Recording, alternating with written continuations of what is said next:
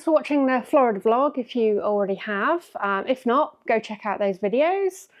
Subscribe because there will be more videos to come, and those likes are really appreciated. I'm Amy. I'm a 40-something.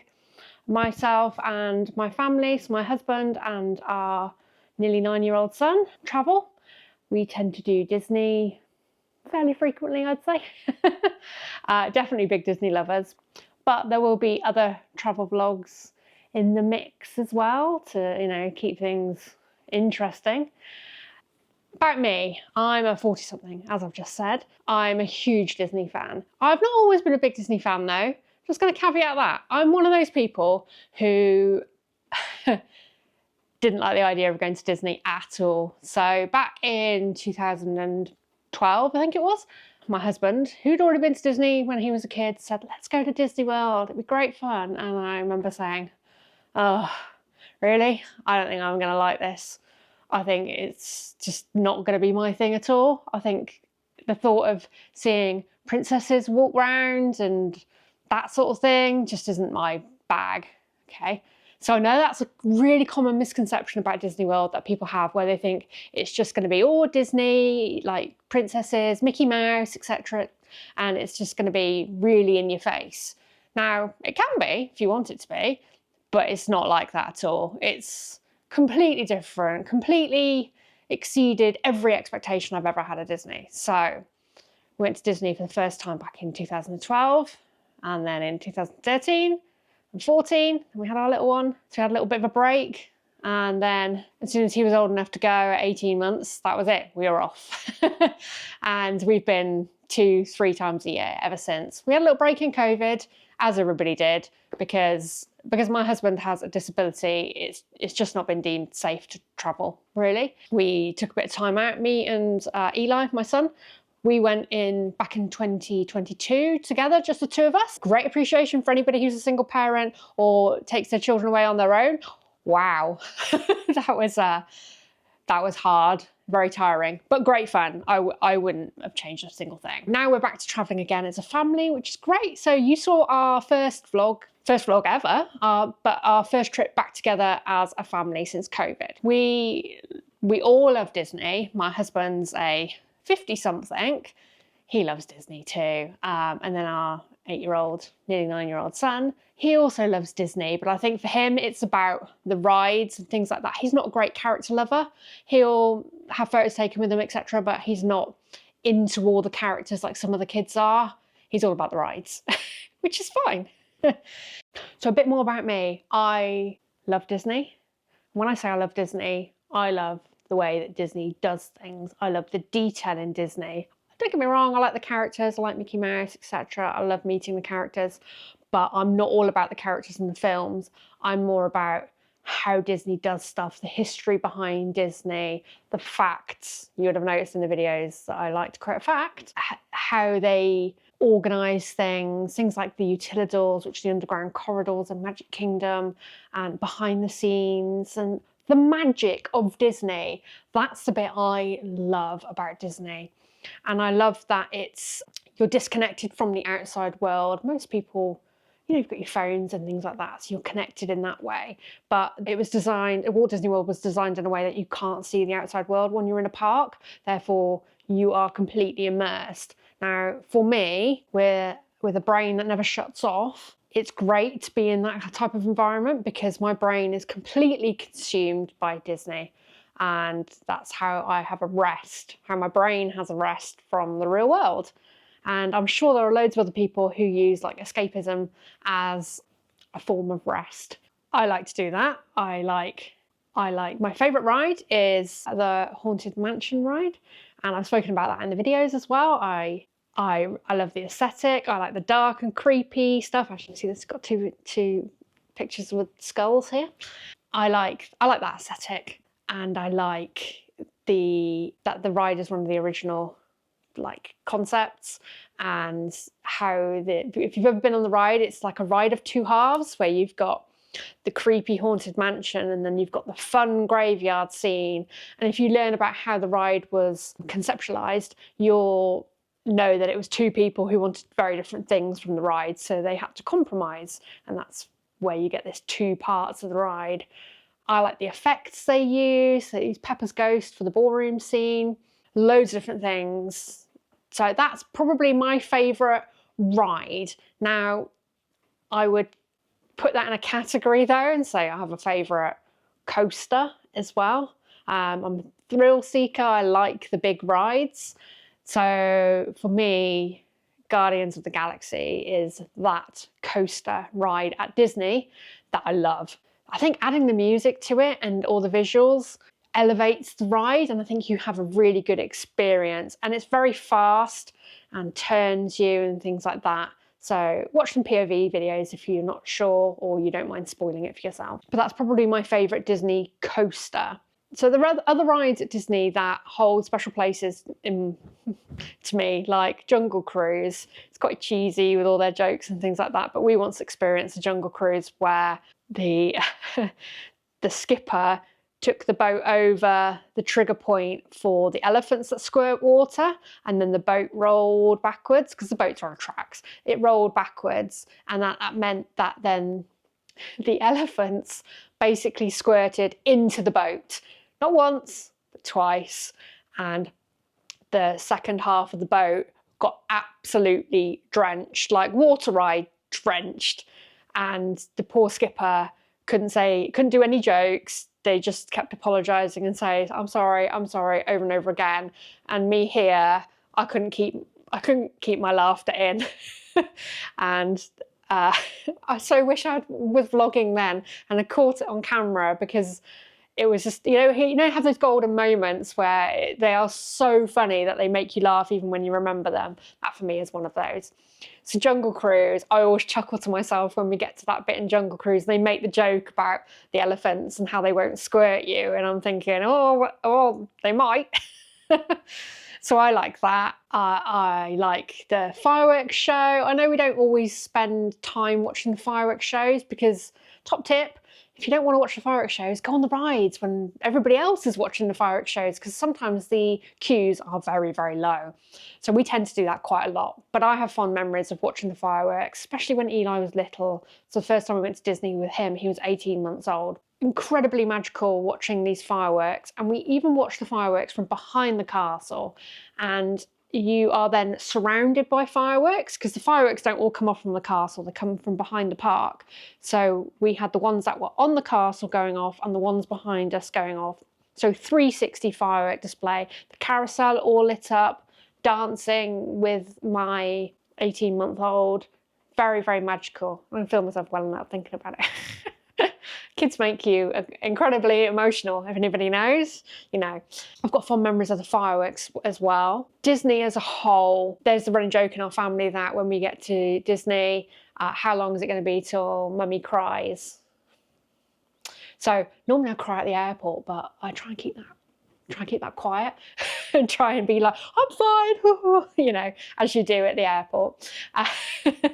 They always think I cry when we see the castle for the first time. And it does get me welled up. I think because it's like, that relief of, we're home kind of thing. And I know we're going to have a magical time and we're going to make loads of really fun memories and things like that. So it's very emotion provoking type thing for me. Yeah. I hope there are other people out there like me who get emotional talking about Disney trips and things like that, because it really is magical. It's just so hard to explain to people who've never been to Disney before what going to Disney for the first time is like. Because in the UK, you look at our theme parks, and we've got Alton Towers, Chessington, Legoland, etc. They aren't anything comparable to Disney. And then you've got Disneyland Paris. Now, me and Eli went to Disneyland Paris, and it's a world apart from Disney World. Now, it's still amazing. Don't get me wrong, absolutely amazing.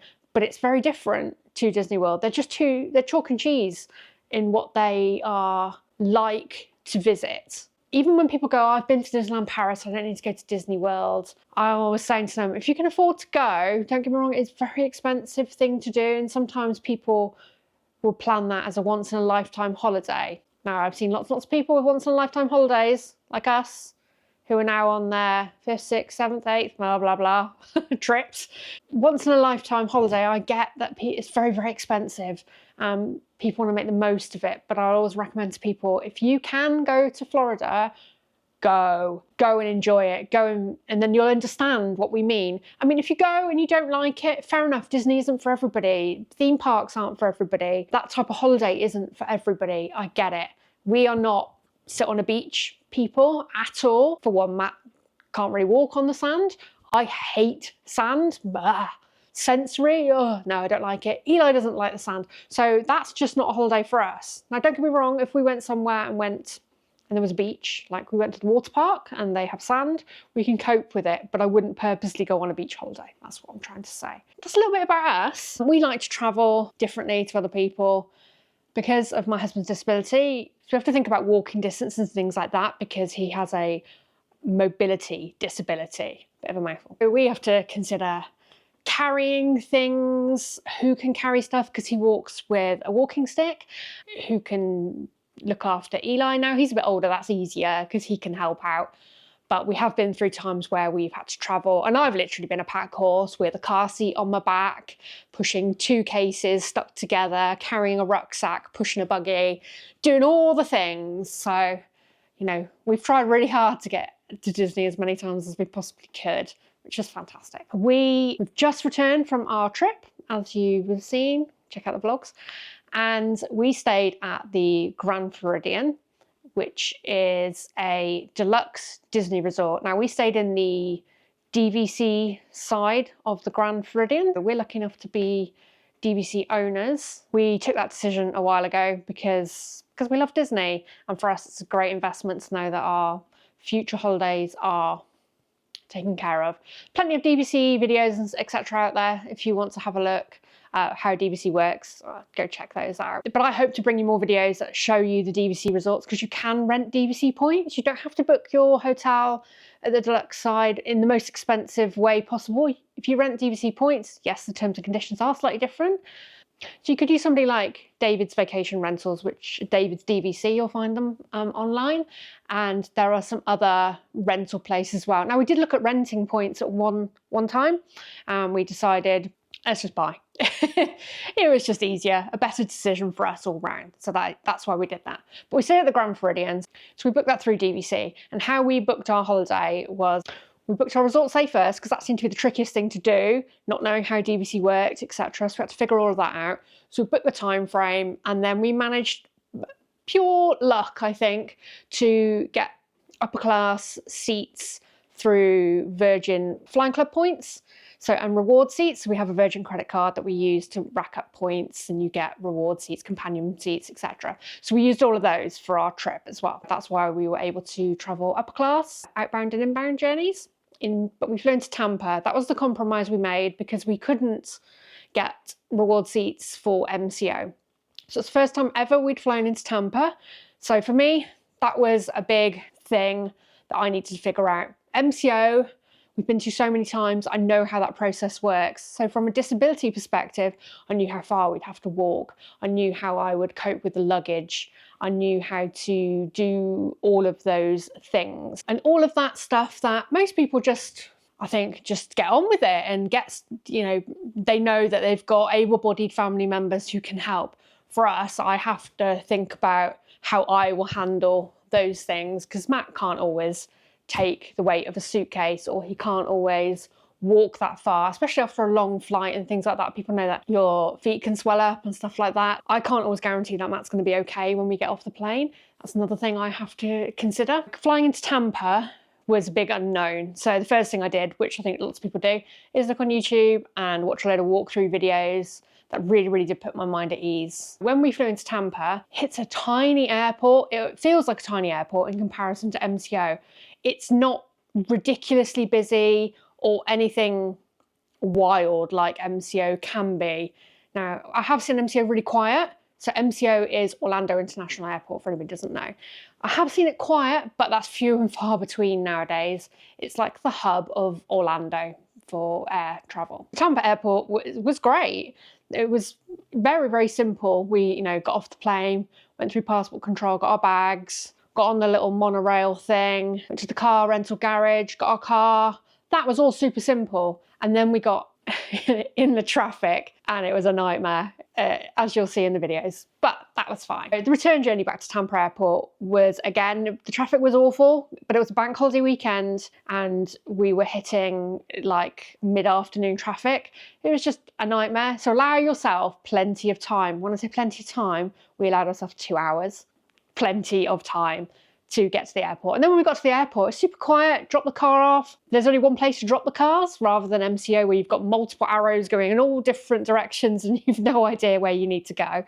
Very, very simple. Drop the car off. Within 2 minutes, somebody checked the car over, told me about some extra charges, which I knew I was going to have because I hadn't filled the car right up with fuel. So that's fine. And then off we went to check-in, and check-in was empty. And then we went to the terminal, and I did a whole video about the terminal and what's in the terminal, because I couldn't, that's one thing I couldn't find, was a walkthrough of the terminal, and I couldn't find any information about the Virgin upper class lounge that they use either. That's also in my last video. If that's what you're here for, that's where you need to go. Some of the things we do when we plan our holidays, we try and not travel in peak times. We have a child. That makes it very, very, very hard. I'm not going to recommend taking your kids out of school to go to Disney or anything like that. You do what you need to do for your family, etc. That's up to you. We travelled either side of the school holidays in February so that we were not travelling on peak days out of Heathrow. Now, when we went to Heathrow, we were in the upper class wing. That was still open just before they had the new security channels put in. I'm looking forward to seeing what they're like. And then we had the upper class lounge. We kind of try and restrict ourselves to the amount of people we are with. So try and choose the quieter things in the airport because you've got so many people from all different places. It's a bit of a hub to get a bug, shall we say. But yeah, and none of us wants to get sick on a holiday, and we definitely didn't want Matt to get sick. We do those types of things to limit the contact with lots and lots of people. And that's why upper class is also great for us. You get more space on the aircraft. You've not got the person sat next to you, right next to you, like almost touching you, coughing and spluttering, etc. It's not just because we want to have, you know, nice fancy things, as some people think. Health-wise, it's better and it lowers the risk of travel for us. So that's why we do things like use upper class. Now, I get it, not everybody can, I absolutely get it. And if it was just me going, we would wing it in economy and it would be fine and that'd be it. But we can't do that with Matt. We travel very differently. Obviously, like I said, I have to be careful with the cases and things like that. I'm like every other person. Oh, well, I hope. I like to shop. I like the Disney merchandise. I like all the different things that are there.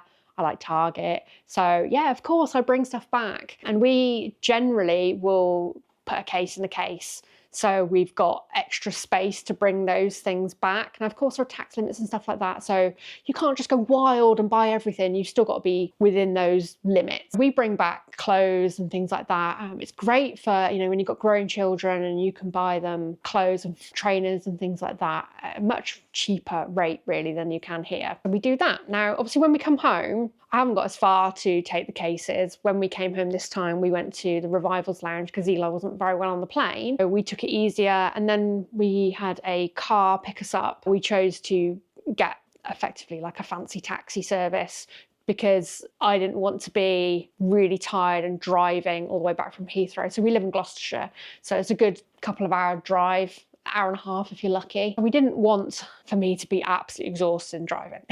So the guy who came and picked us up, he helped with the cases. So I knew on the way home I didn't necessarily have to worry too much, and obviously in Heathrow you get the big trolleys that you can use as well. So my general concern when travelling with cases and things is the MCO side, because it's pointless getting a trolley. You have to go up an escalator and things like that, and you can't take trolleys. Don't even bother with a trolley, it's a waste of time. I didn't know what Tampa Airport was going to be like in relation to that. I still had to plan as if I had to take all the luggage, which was absolutely fine.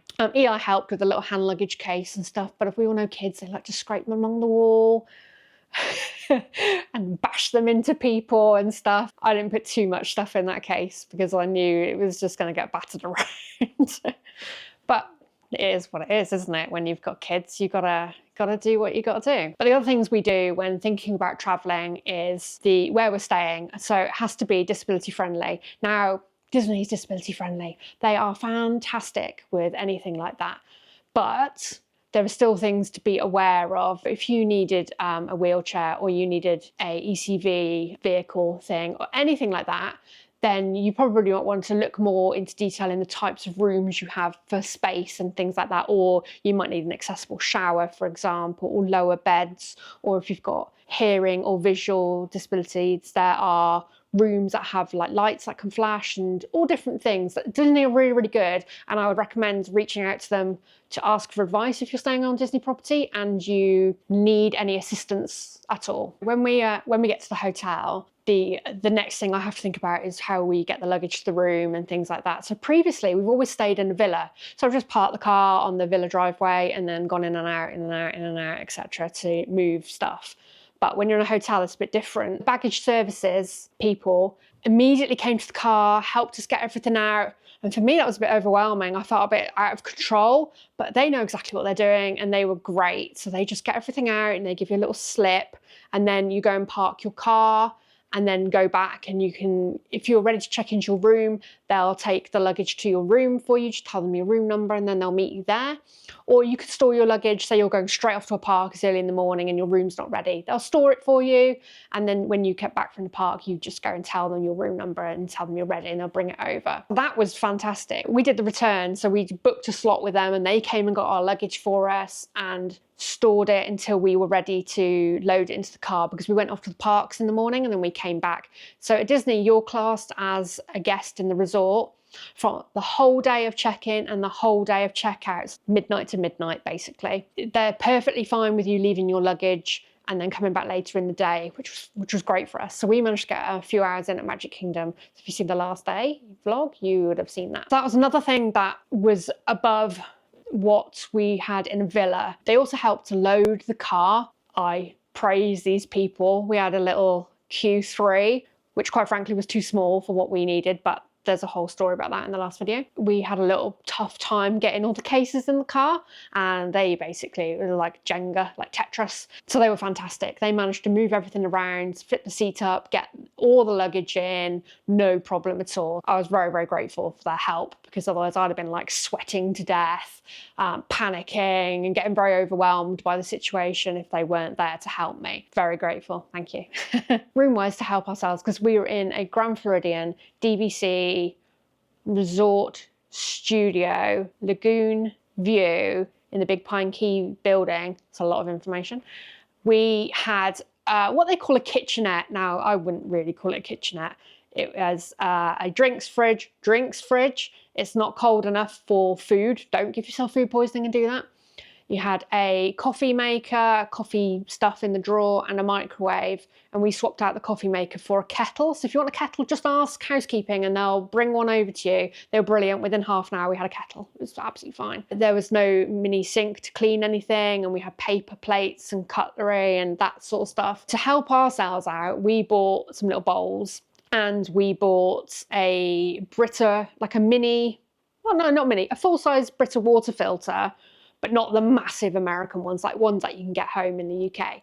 We bought one of those and put that in the bottom of the fridge so that we had cold water. The water straight from the tap into the kettle just tasted a bit wrong, even after it'd been boiled. And if you like your cups of tea like we do, it just didn't taste right. After it'd been filtered, it was fine. And then it tasted like normal tea from home. We were doing that. And I think we saved quite a bit of money doing that over buying a whole crate of water. And then, you know, when you drink like 3/4 of the bottle and then then it sits on the side and you're like, day later, oh, this horrible water has just been sat there. I don't know how long it's been there. So you end up throwing it away. So we didn't have any of that wastage, which I think probably saved us money. And so because we're DVC, we've used what's called an owner's locker. And it's basically a big plastic crate that like a storage crate that you can put stuff in. And it goes back to the owner's locker warehouse where they store it until your next trip. If you're not DVC, you can also use that service. If you go to Disney a lot, they will bring it to Disney for you and they will collect it from Disney. We had bowls and plates. We had the Brita water filter.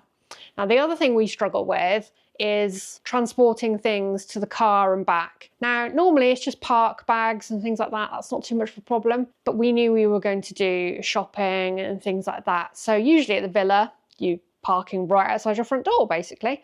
So in a hotel, we had to think differently about how we did those things, because I didn't want to make 5 trips backwards and forwards from the car or ask for luggage services help. We bought a little collapsible cart or wagon, as you call it. I'll leave a link to the one we've got in the description, but it was very small and you could take the wheels off and it fits inside the owner's locker box, which is great. We've got that, and we actually used it far more than I thought we would. We would use it in the morning if we knew that we were going to be going to Target or something on the way home. I'd fill it up with all our park bags and stuff, chuck it in the back of the car, and then when we went to Target, I could just load it back up with everything and bring it back. That was great. That really saved like all of us having to carry bags, and especially Matt having to carry bags as well. That's not always ideal. That was a great thing that we did, and I'm so glad I spent the money to buy that cart. And I think I got like $20 or $30 off when I bought it on Amazon. Maybe there might be offers if you keep an eye on it. Also in that owner's locker box, we have left, because obviously we're home, we have tea bags, sugar, because we're going back later in the year. We knew like perishable items. I think we've got some cookies in there and like sealed cookie bags and some sealed sweets and things like that that will be in date when we go back. So we've left those there. We've also left like our first aid kits and our medicine bags that we take. You know, you always have that huge bag that's got plasters, Savlon, headache tablets, everything you can possibly think of that you might need on holiday.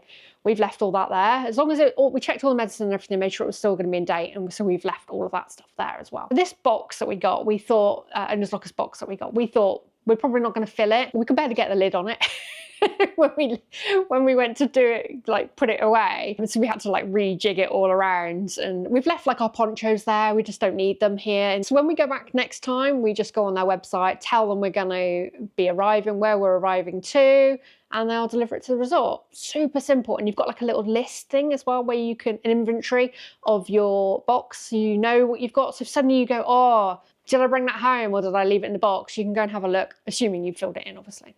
You can go and have a look at that. That's a top tip we had. The other problem we faced was food. Now, obviously, when we normally stay in a villa, we would buy breakfast items, have breakfast in the villa, and snacks, because we had a pool and things. We'd have fruits and stuff like that. We were okay with keeping fruit in the fridge in the hotel room. That was fine. The fridge was cold enough for grapes, for example, but we couldn't really get anything else. We used the quick service for breakfast a few times.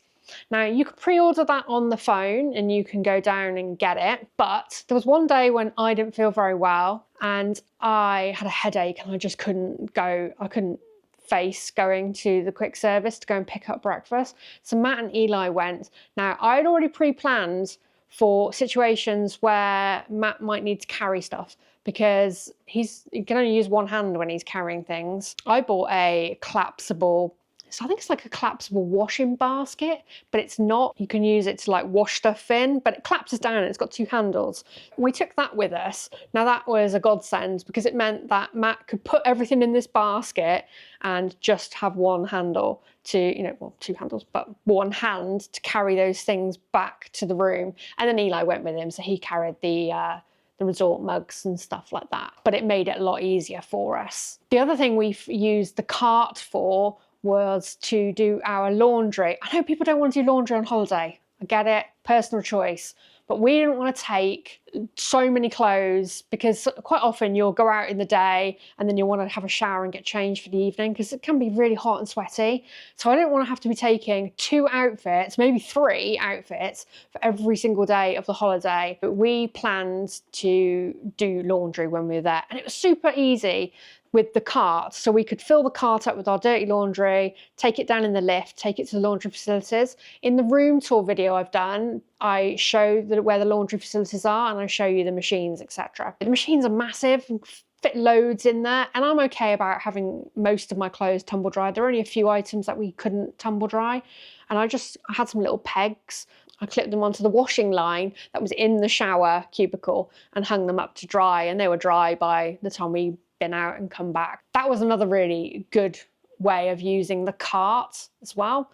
As you can see, I think about everything, or as much as I possibly can, about where we're going, how we're going to do those things, just so that we don't have any surprises or anything happen, or be in a situation where we go, oh yeah, let's go do that.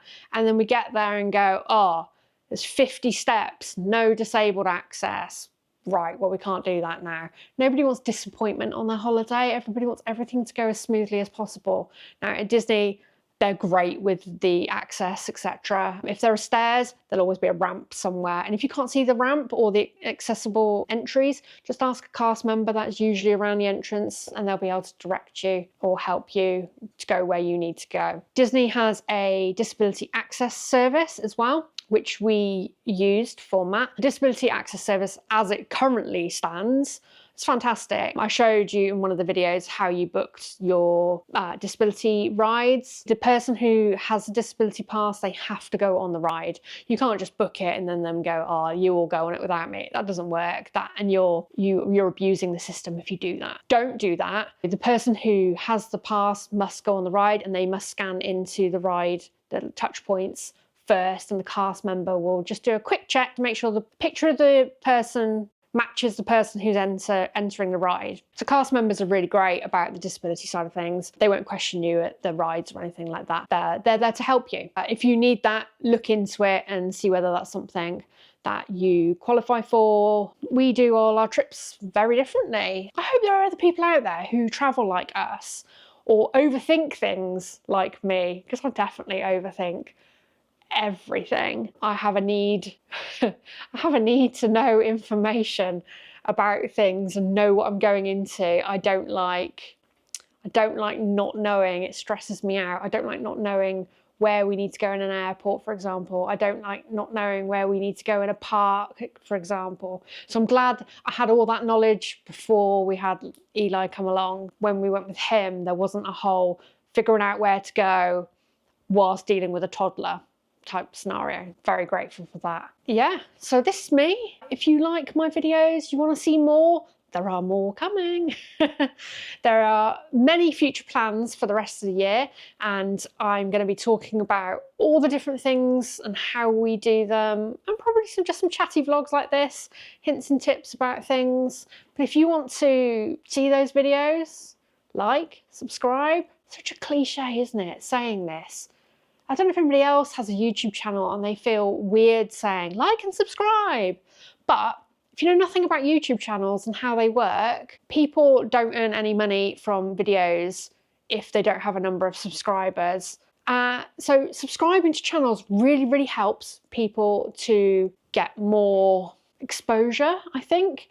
And obviously if people want to make money from videos, subscribing, liking helps as well. Now, I didn't appreciate any of that before starting YouTube channel. I think the misconception is that you just upload a video and off it goes. Oh, no. There is far more to it. You can do it as simply as uploading a video and off it goes, but if you want to take it seriously, that's not the way to do it. There are hundreds and hundreds of channels that talk about how to do YouTube right, etc.